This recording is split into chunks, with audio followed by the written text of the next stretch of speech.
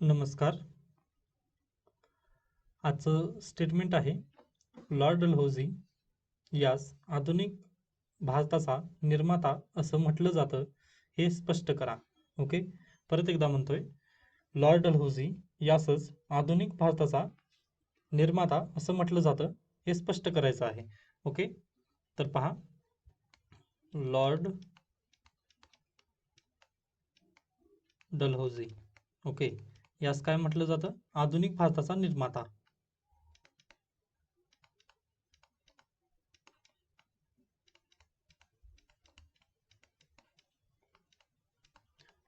हे काय करायचं आहे आपल्याला? स्पष्ट करायचं आहे. हे आपलं डाऊट साठीचं स्टेटमेंट आहे. ओके, तर पाहूयात आता. तर लॉर्ड डलहौसी हा व्यक्ती कोण होते? ओके, म्हणजे हे व्यक्ती कोण होते?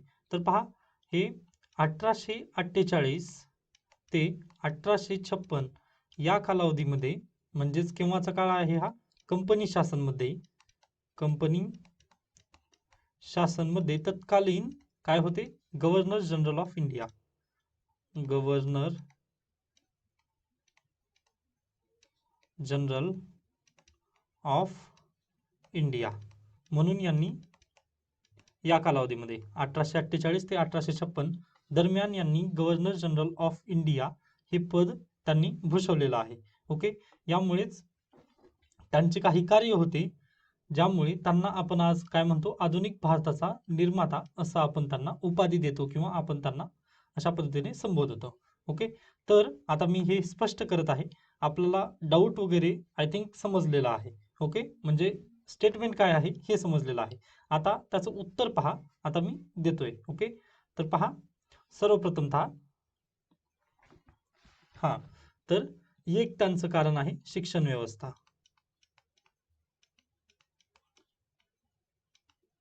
तर त्यांनी शिक्षणामध्ये काही रिफॉर्म केले, म्हणजे बदल केले शिक्षण व्यवस्थेमध्ये.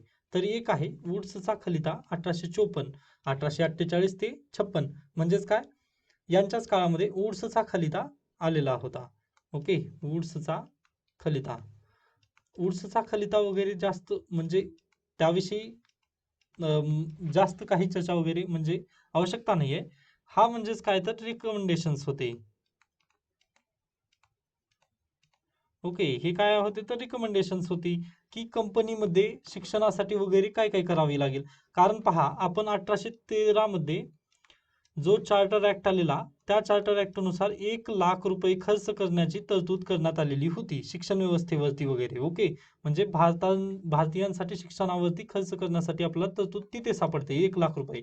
मग ते 1 लाख रुपये आपण कशा पद्धतीने खर्च वगैरे करायचे, ते म्हणजे खर्च तेव्हा झालेले नव्हते. ओके, जरी झाले असले तर कशा पद्धतीने झाले हे कुणाच माहित नव्हतं. ओके, त्यालाच अनुसरून 1854 मध्ये पुन्हा वुड्सचा खलिता आला व त्या रेकमेंडेशन्स नुसार पुन्हा विद्यापीठांची स्थापना सुरुवात झाली. ओके, विद्यापीठ स्थापनांना सुरुवात झाली.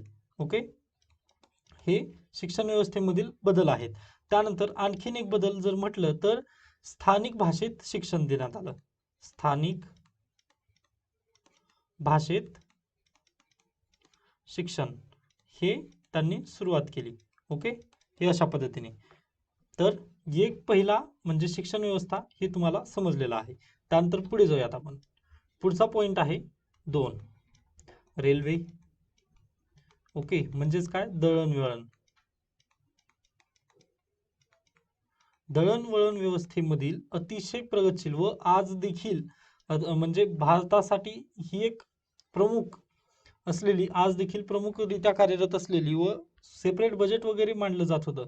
ओके, त्यामुळे रेल्वे अतिशय महत्वाचं कार्य केली. तर हे कोणाच्या काळात आली रेल्वे? तर 1853 मध्ये. मुंबई ते ठाणे. ओके, मुंबई ते ठाणे. व अशाच पद्धतीने पहिल्या 1, 2, 3 रेल्वे हे यांच्याच काळात धावल्या. ओके, लॉर्ड डलहौसी यांच्याच काळात धावल्या. त्यामुळे यांनी काय केला तर आधुनिक भारताला हे करण्यासाठी म्हणजे पुढे जाण्यासाठी काय ठेवला यांनी? पाया, बेस तयार केला यांनी. ओके, म्हणजे बेस ठेवलं किंवा पाया तयार केला. ओके, लॉर्ड डलहौसी यांनी पाया तयार केला म्हणजे रेल्वे. ओके, दळणवळण अतिशय कमी वेळेत. म्हणजेच पहा, आता असं म्हटलं जातं की रस्त्यांची अखंडता ही देशाची एकात्मता. ओके, अगदीच त्यांनी काय केलेलं होतं, रेल्वेनं जाळं तयार केलं, म्हणजे नेटवर्क तयार केलेलं होतं, रेल्वे नेटवर्क. ओके, ज्यामुळे दळणवळण व्यवस्था ही अतिशय सोप्या पद्धतीने होऊ लागली.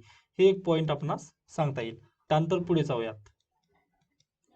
त्यानंतर थर्ड पॉइंट आहे तर टपाल व्यवस्था. तर टपाल व्यवस्थेमध्ये पण यांनी काय केलेले आहेत, रिफॉर्म करून आणलेले आहेत. म्हणजेच काय म्हणू शकतो आपण त्यांना, टपाल व्यवस्थेतील रिफॉर्म.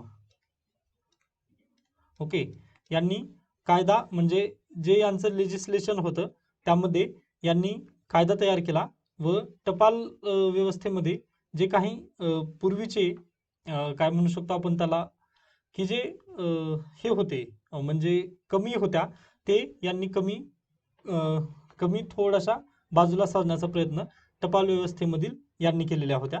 त्यामुळे टपाल व्यवस्थेमध्ये देखील जे आज आपण टपाल व्यवस्था पाहतो, ओके, म्हणजे जे की गव्हर्नमेंट ऑफ इंडिया फक्त म्हणजे जास्त पद्धतीने वापरत असते पत्रव्यवहार, आता त्याची जागा व्हॉट्सअपने वगैरे घेतलेली आहे, परंतु त्याचे जे रिफॉर्म्स वगैरे आहेत टपाल व्यवस्थेला एकदम रुळावर वगैरे आणण्याचं काम कोणी केलं तर लॉर्ड डलहौसी यांनीच केलेलं आहे. ओके, त्यानंतर चौथं पॉइंट आहे टेलिग्राफ, इलेक्ट्रिक टेलिग्राफ.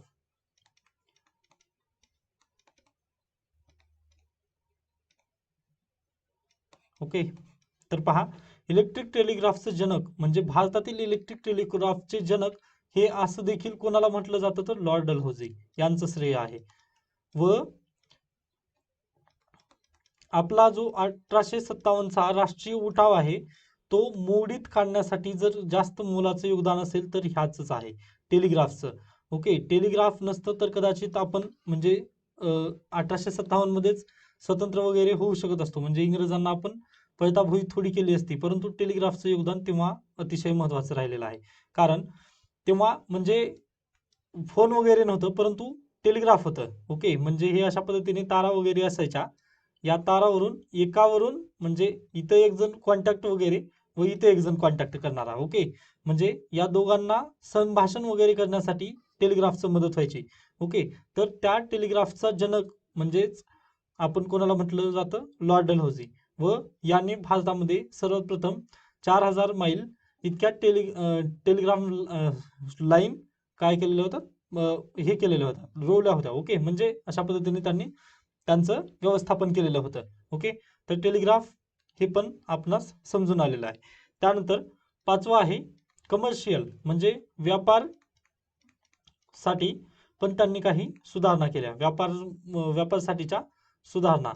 तर त्यामध्ये काय काय आहे पहा. एक, बॉम्बे, मद्रास, कलकत्ता वगैरे जे त्यांचे प्रेसिडेन्सी होते तेथील पोर्ट म्हणजे बंदर, प्रमुख बंदरांची निर्मिती यांच्याच काळात झालेली आहे. ओके, बंदर निर्मिती म्हणजे जहाजांमध्ये इम्पोर्ट आणि एक्सपोर्ट करण्यासाठी जे बंदर वगैरे हवं असतं. ओके, तर त्यांची निर्मिती व त्याचं म्हणजे त्यांच्यावर वचक वगैरे बसवण्याचं काम कोणी केलं तर लॉर्ड डलहौसी यांनीच केलेली होती. त्यानंतर पुढे 6वा पॉइंट आहे, तर 6वा पॉइंट काय आहे तर PWD, PWD म्हणजेच काय, पब्लिक वर्क्स डिपार्टमेंट. ओके, पहा, पब्लिक वर्क डिपार्टमेंट, आज आपण रस्ते वगैरे बांधणीचे जेव्हा आपण पाहत असतो तेव्हा आपल्याला तिथे दिसतं PWD. हे विभागाची स्थापना वगैरे कोणी केली तर लॉर्ड डलहौसी यांनीच केली. व याच्या द्वारे यांनी काय केलेले तर गंगा वगैरे जी नदी होती त्याला कालवे वगैरे जोडणीचं काम यांनी तेव्हापासूनच केलेलं होतं. कालवे जोडणी हे काम त्यांनी हाती घेतलेलं होतं व ते त्यांनी पूर्ण केलेलं आहे 1854 पर्यंत येता येता. ओके, गंगा वगैरे कालवे वगैरे जे आहेत त्यांना शेतीसाठी वगैरे पूरक करण्याचं काम यांनी तेव्हा केलेलं होतं. म्हणजेच आज देखील जे PWD वगैरे आहे तर हे यांनीच निर्मिती वगैरे केलेलं आहे. तर मग आपण आता डायरेक्टली एकदा रिकॉल करूयात ते पॉइंट कोणते कोणते होते. फर्स्ट पॉइंट सांगितलं मी शिक्षण. सेकंड पॉइंट होता रेल्वे. त्यानंतर third railway telegraph, electric telegraph. त्यानंतर काय, 4 टपाल व्यवस्था.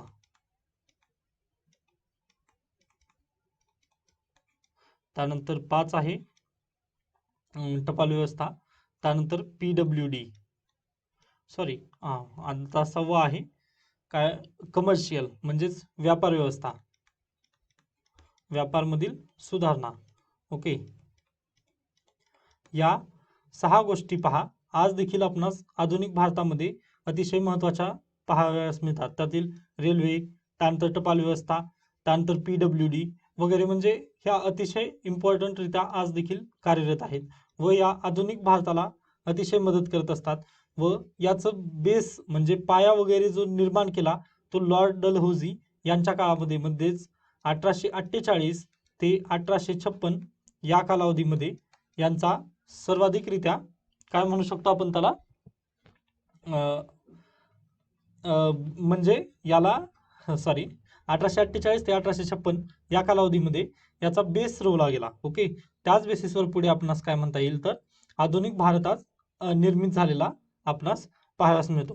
त्यानंतर हे इलेक्ट्रिक टेलिग्राफ वगैरे जे आहे ते आता थोडंसं म्हणजे तो त्याची जागा वगैरे आता मोबाईल वगैरे यांनी घेतलेली आहे, व्हॉट्सअप वगैरे, त्यामुळे हे आता यूजमध्ये नाही आहे. ओके, परंतु शिक्षण व्यवस्था त्यानंतर सर्वच बाकीचे जे असतील ते पॉईंटमुळेच आपण लॉर्ड डलहौसी यांना काय म्हणतो तर आधुनिक भारताचा निर्माता असं आपण म्हणतो. Okay, thank you. I hope your doubt is solved. Okay, त्यानंतर धन्यवाद.